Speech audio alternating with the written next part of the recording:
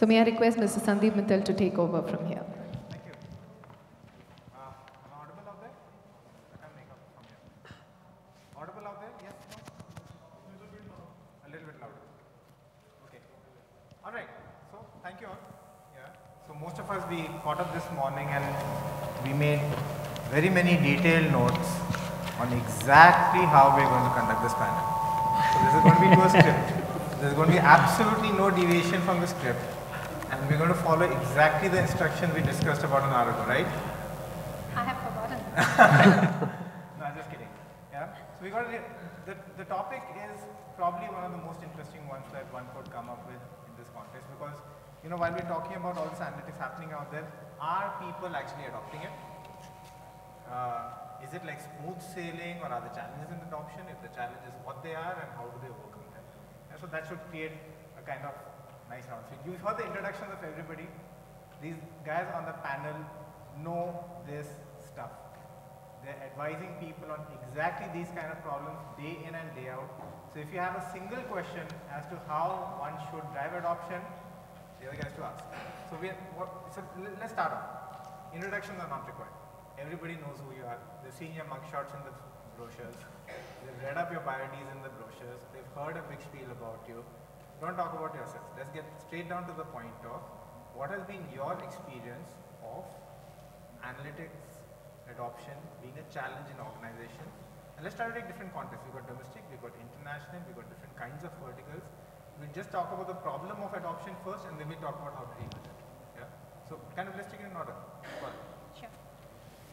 I have worked mostly with US geographies, so I think whatever I say, remember that it's mostly applicable to my experience with US large multi-billion corporations.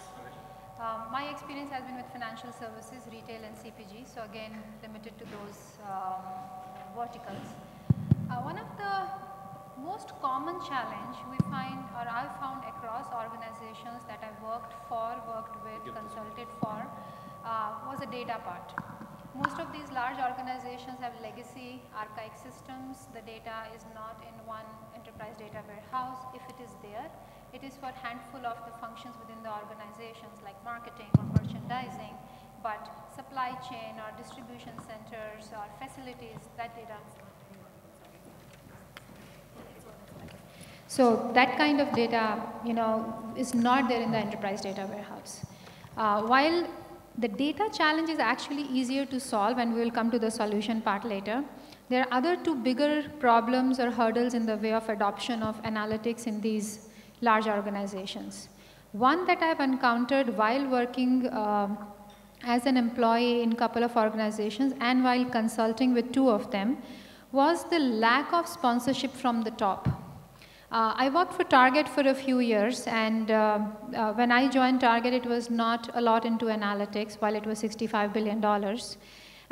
And the key challenge was that people didn't feel the need for it, but 2008 made the change. Everybody realized what they were doing is no longer working, and they wanted to do analytics. But there was no enterprise budget for it. Everybody was left to their own devices. Some verticals, some leaders, they were more conscious, they were more mathematical in their approach, they liked numbers. So they reached out to me and they said, can you help us solve this problem, or my revenues are not growing, or my expenses are not coming down. But the analytics for the, I had a large team when I left Target, 500 plus people, but it was still not all pervasive. There were parts of the organization where the analytics was not happening. And it was primarily because there was lack of sponsorship from the top. There was no clear vision, there was lack of roadmap across the organization, and yes, data continued to be the challenge. All right, so two big ones, data and sponsorship. So Harish, any ones you want to add on to that, or would you like to build on these two as well? First, can everybody hear me? Is this? Let me swap. Is this any better? Okay, perfect.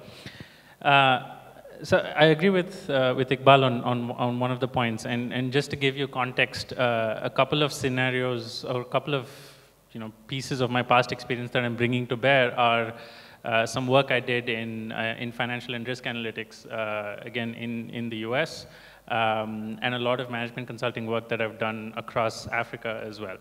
And one of the challenges that, that Sandeep, you were mentioning earlier, I don't think is limited, in your talk earlier, I don't think is limited to India per se, and I think that's one of half-hearted adoption, right? Which I think is worse than not adopting it.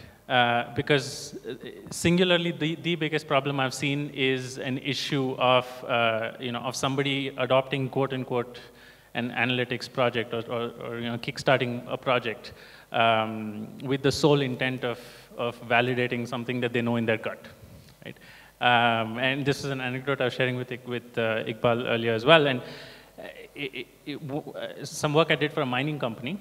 And I'm paraphrasing here, but the quote that I got from the head of the organization was, "I'm starting this data analytics project.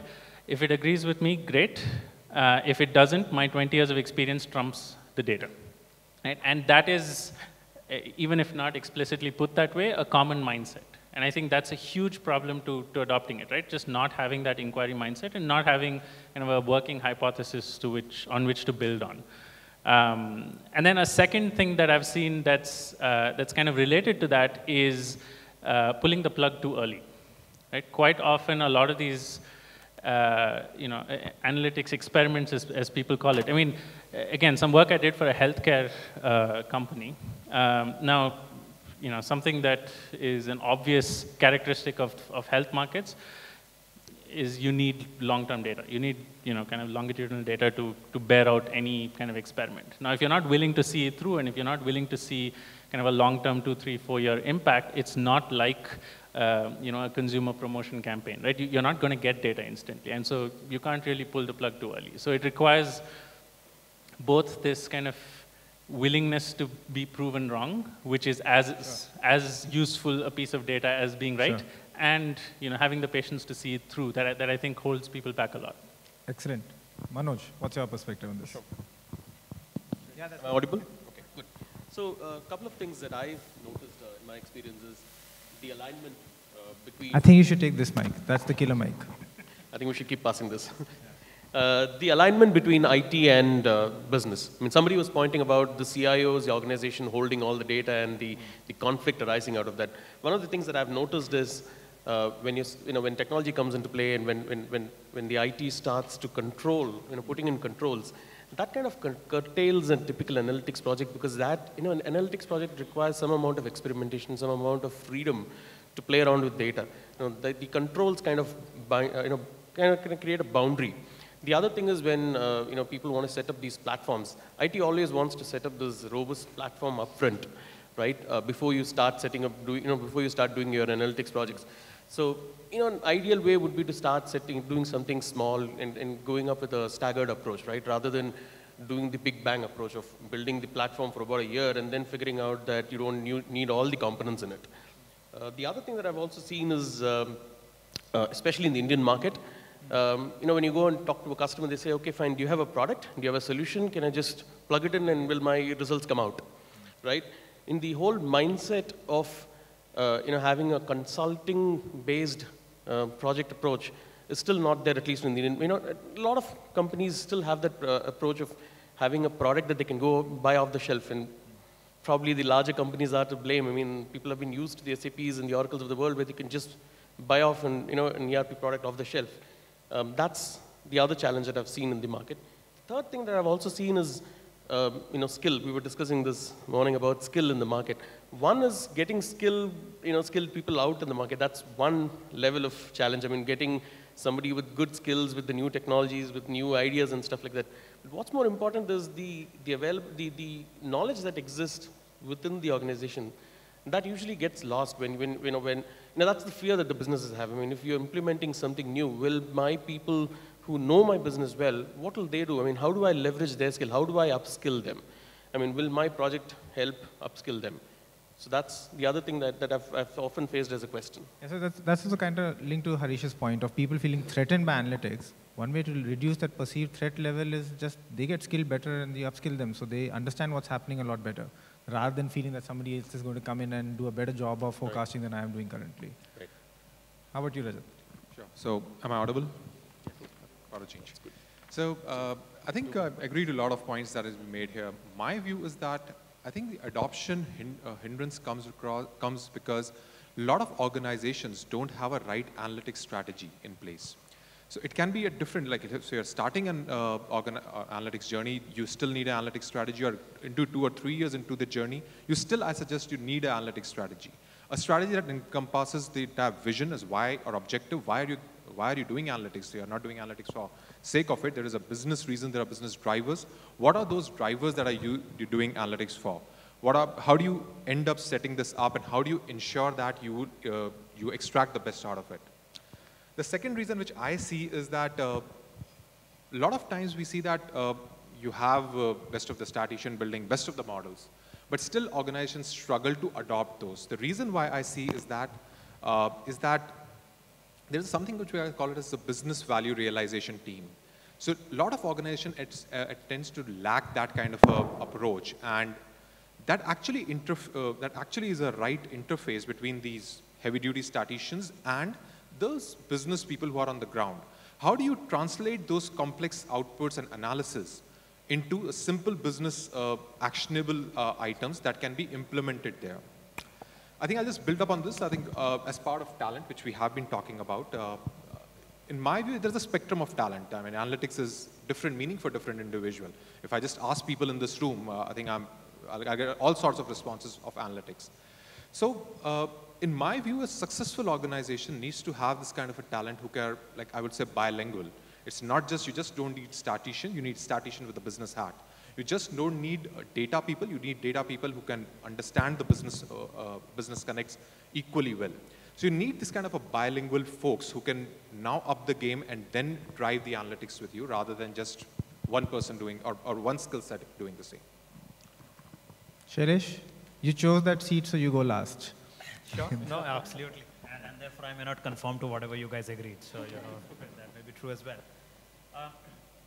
Speaking to clients across sectors and across geographies, I think I would say, my perspective at least is there is not as much a challenge on adoption of analytics as it is on figuring out what the impact of analytics has been. There's hardly a client that I have met that would come back and say, we are thinking about whether or not we want to deploy analytics. I don't think I run into that conversation at all. 9 times out of 10, however, the conversation is, I really don't know what I got out of it, because yeah, we worked with a few third-party providers, we invested big amount of money in a software. However, I don't really know what I got. And I think if that's got to change, then it's probably a function of 3 things in my mind. Number one, and I think you talked a little bit about it, which is it's important for organizations to prioritize and know where to put in that money. Unfortunately, it's become such a quote-unquote sexy tool that every single function in the organization wants to deploy some amount of resources behind it. And so you have analytics resources spread really thin, as opposed to a concentrated burst that can give you the impact that you want. I think that picture is missing. The second thing that I would say is, and part of this is, since I'm not an analytics provider, I can blame you guys, right? You have, a lot of providers have made this into too much of an esoteric thing, which is, oh, I can do clustering or random forest, or, God alone knows how many different technologies. Most CEOs don't care for it, don't understand how it will actually help them get the business value that they're looking for. And so, this needs to get demystified a little bit. And the third thing that I would say is, very often we underestimate the amount of change that needs to happen. It's easy for one to come up with a brilliant insight and say, you know what, the dealerships can sell 10% more autos if only they leverage this customer insight. Try going to the dealerships and telling, the 20,000 odd folks that have there to, change the way they're actually meeting customers. Not easy. So that to me is the real issue. It's not about adoption, it's about impact. Okay, so I think the panel is doing pretty well so far. Fair? We've seen at least 6 or 7 different points of view on what's either leading to not enough adoption, or perhaps the intent is there, but they're not seeing enough impact. So, it's kind of fuzzy. Now let's do this. We've got things like data challenges. We've got lack of sponsorship. We've got half-hearted adoption. We've got pulling out the plug too early. We've got conflict between IT and business, and people wanting to just plug in products and hope that they'll kind of show some miracles. lack of skills in the market, not enough strategy in place, not enough measurement of the value that's been created, and the fact that it's about actually showing the impact early on. Now let's take a couple of these. The ones that seem to be recurring are the fact that people don't build enough faith because they don't see enough value. That's one. And perhaps they need to get the strategy right to be able to do that. And the other one that we're hearing, I think we'll hear a lot of, is the data challenges, which is the more tactical one, but I think it's an important one. I'd like, in any order, if you could just dive in with examples of people who've done it well. I think the best way to kind of crack this is to figure out who are the ones who faced this challenge and they did something about it, and by God, they did a good job of it. So let's take these three: the strategy part, the seeing the value and kind of quantifying it and building the faith in the organization, and the data challenges. Whichever one you'd like to take on. Go. Start with top-down strategy first. Strategy, sure. Okay. I mean, anybody can take it up, not the originator, but carry on. Okay, I'll take the strategy, you take the data then. I can give examples how the strategy or the strategic thinking and the sponsorship together made a lot of difference to these organizations that were not very analytical to begin with, but they knew that analytics would play a big role. I'm going to take another example from retail, Walmart. So when Walmart started its business, it's knew that data is going to be very important to live up to the promise of everyday low prices to all the customers. But Walmart also didn't want to build an analytics team, lesser expenses means everyday low prices for the customers. And Teradata was coming up on the block, new kid on the block. And Teradata and Walmart decided to work together to build a data model that would allow for, the giant in this place to get all its data in one place. And the thought process came from the top. There was sponsorship from the top. There was strategy in place that we need data. And the strategy was very clear that we will not use the data. We will allow our vendors like P&G and Unilever to use it because it's in their benefit to sell more through us because we are the largest in this space. And that worked amazingly well for Walmart. And today, of course, Walmart is setting up a big analytics practice. It has both in US and India. But at that time, the focus was, if I have the data, people will use it, make the decisions that is beneficial for me and hence for them in the long run. Amazon is another example of it. Yes, it was always .com to begin with, so easier to get data. But Amazon knew from the word go that analytics is where they want to invest money in. I mean, it took other retailers a lot of time to realize that Walmart is not their biggest competition and Amazon is. I mean, it has changed the game forever. And again, that plays right into the hands of the strategy. Right. Any others? If I can add a few things. So definitely, so if you think of a larger analytics strategy, I personally believe that it's the objective and the vision that has to be coming out before you get into anything for that matter, be it on day one or be it on after 2 or 3 years down the line. So many a times we observe that I think somehow because of they're still working in their own domains or in old silos, you're still not able to figure out whether, or our clients are not able to figure out that there are other things which are very much feasible. So that, I think that, as Dave also said, that nudge is a little bit needed, that what more can be done beyond what we know. That and how do we see the future framing coming in? So that these components are very much part of the vision that as you write your vision, you really need to know that, okay, I'm right now here, how would analytics be after 5 years down the line? What kind of problems I'll be facing or solving after 5 years down the line? Secondly, I think as Salesh also touched rightly, is around the institutionalization of analytics. In my opinion, the strategy really has to cover the institutionalization part as how do you institutionalize analytics to the level that you really want to. There are numerous challenges, change management, people really don't want to, they don't want to change the way they are working and they have been working there for the last 30 years. Suddenly you come up there and tell that, okay, I'm going to tell you how do you better run your promotions or I'm going to tell you how do you better run your networks. They're not going to buy immediately. So you really need to work as part of strategy, create those kind of a test and control environments, small proof of concepts to ensure that the value sells and get percolated to the right people there. So, of course, there are other elements of strategy important, but these two, in my opinion, are one of the other two key elements which needs to be very clearly defined and developed to ensure that the right strategy and a pragmatic roadmap comes out. But Rajat, do people do this well? I'm sorry? Do people do this well? Put the strategy in place and then see through to implementation? Who does it well? Well, otherwise, a construct that everybody must follow. Nobody will say, no, we don't need a strategy in place. But who's doing it well? There are organizations that have started to do it well.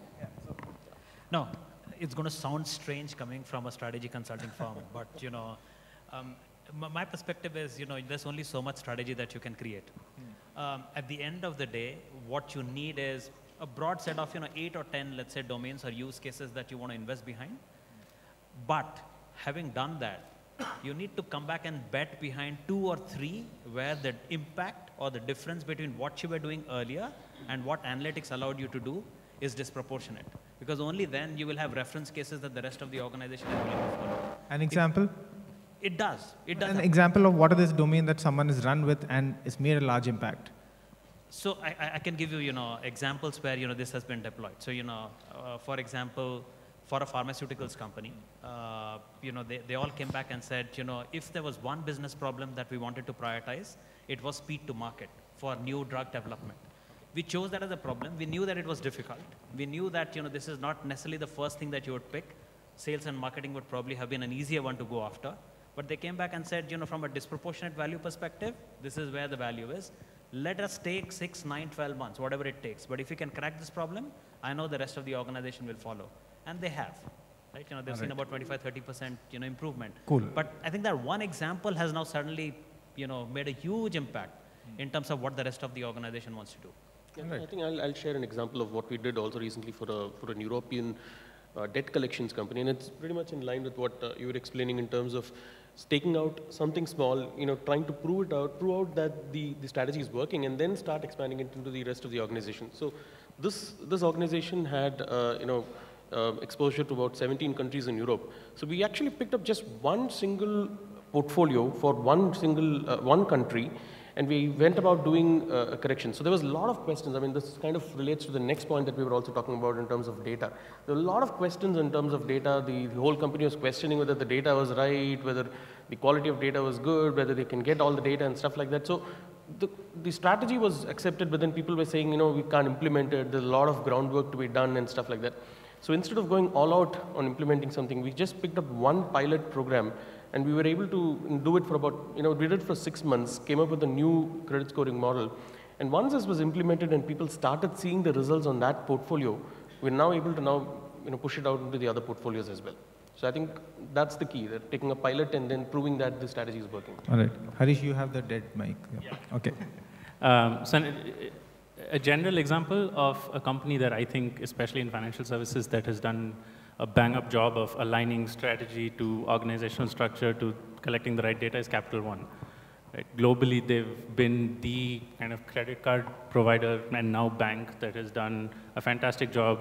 Was historically seen as this, this kind of subprime credit card, and has basically, taken over the market and has done a fantastic job. Now, I have a counterpoint to that, which I can make a little more concrete to something I've worked on. I'd rather not say the name because I don't like, I'm giving you an example of something that hasn't worked. But again, another credit card, kind of program. They were looking to see effectiveness of promotions, how they should be setting up their, targeting and so on and so forth. Now, it didn't quite work out the way they did. And it's for 2 reasons, right? So one is that their perception of themselves, especially the management's perception of themselves and their target audience, is very different from reality, right? Or at least a little bit different from reality, right? So when you're looking at, kind of pricing, especially in a competitive market, you have to benchmark against the right competition. Otherwise, you're pricing for a completely different market, right? So that was a big problem. And a second kind of related problem is that they were doing nothing to correct this because, the business had basically said, hey, data team, this is our target segment, this is our competition, go figure out what our pricing strategy should be, go figure out what our promotional strategy should be, and come back, right? Again, it's garbage in, garbage out, as we know with most analytics engines. So whatever, model-wise, fantastic. It worked perfectly. It worked perfectly for the inputs they were given. Right? It just so happened that the business and the core business imperative was wrong, and that is an alignment issue, right? All right. So they're still doing well. They're still doing okay.